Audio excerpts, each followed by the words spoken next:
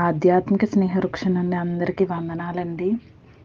సర్వజనులకు రక్షణార్థమైన మహోన్నతుని విద్య Bible వాక్యము నిర్గమాకాండము 19వ అధ్యాయము. ఇశ్రాయేలీయులు ఐగుప్తు దేశం నుండి బయలుదేరిన 3వ నెలలో, వారు బయలుదేరిన నాడే 3వ నెల ఆరంభ దినమందే వారు సీనాయి అరణ్యమునకు వచ్చిరి. వారు రెఫీదీము నుండి బయలుదేరి సీనాయి అరణ్యమునకు వచ్చి ఆ అరణ్యమందు దిగిరి. అక్కడ ఆ పర్వతం ఎదుట ఇశ్రాయేలీయులు విడసిరి. మోషే దేవుని యొద్దకు ఎక్కిపోవగా యెహోవా ఆ పర్వతం నుండి అతన్ని పిలిచి, నీవు యాకోబు కుటుంబీకులతో ముచ్చటించి ఇశ్రాయేలీయులకు తెలుపవలసినదేమనగా, నేను ఐగుప్తీయులకు ఏమి చేసితినో మిమ్మును గద్దరెక్కల మీద మోసి నా యొద్దకు మిమ్మునెట్లు చేర్చుకొంటినో మీరు చూచితిరి.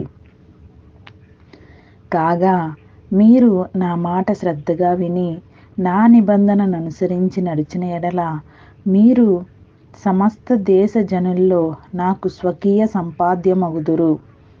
సమస్త భూమియు నాదే గదా.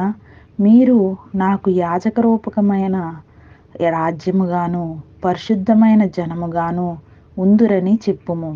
నీవు ఇశ్రాయేలీయులతో పలకవలసిన మాటలు ఇవే అని చెప్పగా, మోషే వచ్చి ప్రజల పెద్దలను పిలిపించి యెహోవా తనకు ఆజ్ఞాపించిన ఆ మాటలన్నీయు వారి ఎదుట తెలియపరిచెను. అందుకు ప్రజలందరూ యెహోవా చెప్పినదంతయు చేసిదమని ఏకముగా ఉత్తరమిచ్చిరి. అప్పుడు మోషే తిరిగి వెళ్ళి ప్రజల మాటలను యెహోవాకు తెలియజేసెను. యెహోవా మోషేతో, ఇదిగో నేను నీతో మాట్లాడునప్పుడు ప్రజలు విని నిరంతరము నీ యందు నమ్మిక ఉంచునట్లు నేను కారు మబ్బుల్లో నీ యొద్దకు వచ్చేదనని చెప్పెను. మోషే ప్రజల మాటలను యెహోవాతో చెప్పగా, యెహోవా మోషేతో, నీవు ప్రజల యొద్దకు వెళ్ళి నేడును రేపును వారిని పరిశుద్ధపరచుము. వారు తమ బట్టలు ఉదుక్కొని 3వ నాటికి సిద్ధముగా నుండవలెను.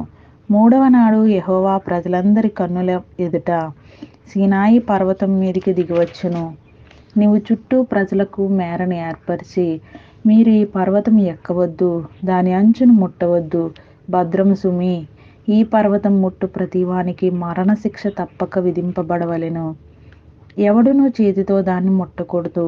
ముట్టినవాడు రాళ్లతో కొట్టబడవలెను, లేక పొడవబడవలెను. మనుషుడు గాని మృగము గాని బ్రతుకూడదు. బూరధ్వని చేయనప్పుడు వారు పర్వతం యొద్దకు రావాలెను.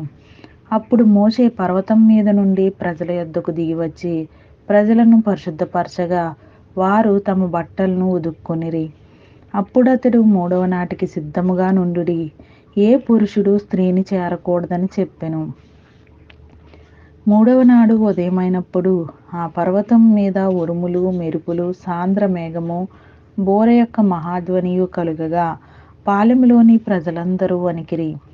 దేవుణ్ణి ఎదుర్కొనుటకు మోషే పాలెములో నుండి ప్రజలను అవతలకు రప్పింపగా వారు పర్వతము దిగువను నిలిచిరి.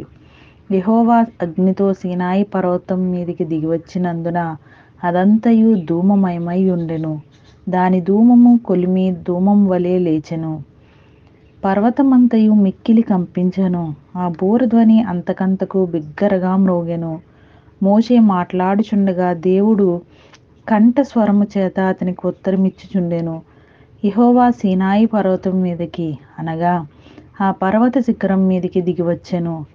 యెహోవా పర్వత శిఖరం మీదికి రమ్మని మోషేను పిలవగా మోషే ఎక్కిపోయెను. అప్పుడు యెహోవా ప్రజలు చూచుటకు యెహోవా యొద్దకు హద్దు మీరి వచ్చి, వారిలో అనేకులు నశింపకుండునట్లు నీవు దిగిపోయి వారికి ఖండితముగా ఆజ్ఞాపించుము.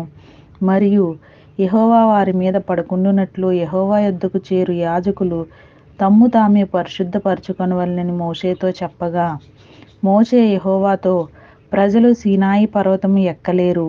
నీవు పర్వతమునకు మేరలను ఏర్పరిచి దాన్ని పరిశుద్ధపరచవలెనని మాకు ఖండితముగా ఆజ్ఞాపించితివనెను. అందుకు యెహోవా, నీవు దిగి వెళ్ళుము, నీవును నీతో అహరోనును ఎక్కి రావలెను. అయితే యెహోవా వారి మీద పడకుండునట్లు యాజకులను ప్రజలను ఆయన యొద్దకు వచ్చుటకు మేరను మీరకూడదు. ఆయన వారి మీద పడునేమో అని అతనితో చెప్పగా, మోషే ప్రజల యొద్దకు వెళ్ళి ఆ మాట వారితో చెప్పెను. ఈ మాటలు విన్న వారందరినీ దేవుడు దీవించి ఆశీర్వదించునుగాక.